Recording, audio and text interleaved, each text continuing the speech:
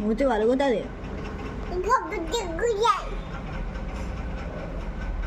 ఎందుకే అంత కోపం నీకు? ఏమన్నా అమ్మమ్మ నిన్ను ఏమన్నది? దెబ్బలు చెప్పు, ముక్కు కోసేస్తా అని చెప్పు. మా నన్ను ఎందుకంటే అన్నావు దాన్నాను?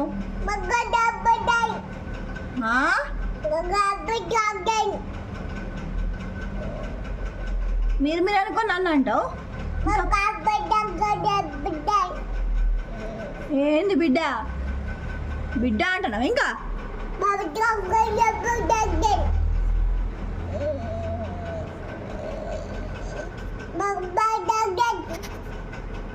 అయితే కానీ నీకు